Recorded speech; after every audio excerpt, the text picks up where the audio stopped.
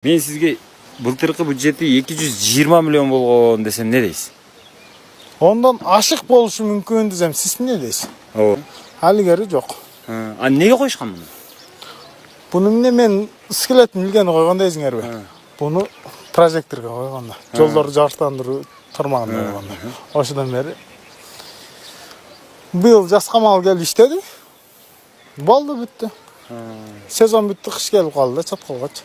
6 ай кыш деген угал тияктан отуруп турулуп атат окшойт. Будан, короче, 11 миллион акчаны жеш экен. Жешкенде алигери кылган кызматын бизге жыйынтыгын көргөзгөн жок. Чаткал өрөөнүндө 2 айыл өкмөтү бар. Өзүңүздөр эле билесиздер.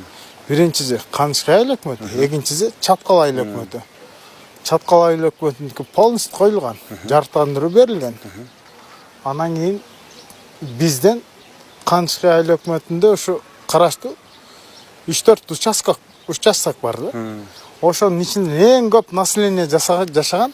Жардам бериңиздер, балабыздын өмүрүн сактап калууга.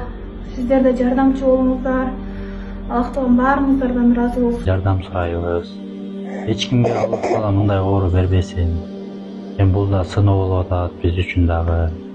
Башкаларга да ушундай сыноо бербесин. Негизи баланын сыноосу чынында аябай катуу экен. Балаң күндөн күнгө монтип алсырап турганын карап туруш бул ата энеге бул аябай эле чоң. Эми эч кимге бербесин да Аллах Таалам жадагасы ушу жер астында басып жүргөн курт кумурскаларга да мындай сыноону каалабайт элем. Анткени жакшынакай ойноп күлүп жүргөн балаң эле бир күнү ушинтип эле көз алдыңда эми врачтар смертельный состояние деп айтса, ошонун баарын көтөрүш бул чынында бизге аябай кыйын болду. Эми альхамдулилlah ушу Аллах Таалам жеңилдетип берди. Биз эми ошо 2 органын деген үчүн биз ошо кайрымдуу жалпы кыргыз элибизге, жалпы мусулмандардан ушу кол ачыктардан ушу жардам сурайбыз. Бизге балабыздын өмүрүн сактап калууга сиздер да бир себепкер болуңуздар. Аллах Таалам баарыңыздардан ыраазы болсун. Кимдин колунан канча келсе, баарынан ушу жардам сурайбыз да кыргыз элибизде.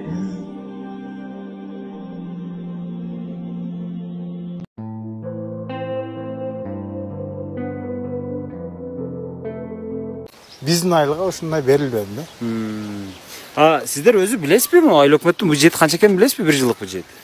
1 жылдык бюджетин биздин айыл өкмөт Жалал Абад областынан берип турат. Бюджетин точно билбейм го, бирок мындай уккан сөздөрүбүзгө караганда канча миллион сом да. 40 ушундай деңгээлинде да. Мен сизге былтыркы бюджети 220 миллион болгон десем не дейсиз? Ondan ашык болушу мүмкүн десем, сиз эмне дейсиз? Ondan ашык. Себеби биздин райондо канчалаган чоң фирмалар бар, туурабы? Мен бир күйдүм мен.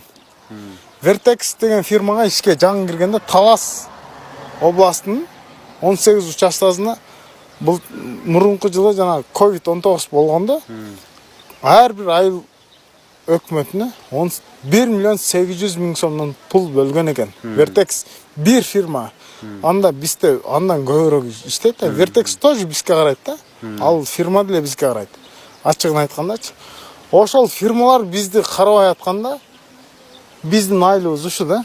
Карап атканда кебетезичи көрдүңөр да. Өз көзүңөрдү менен көрдүңөр да. Канча столба.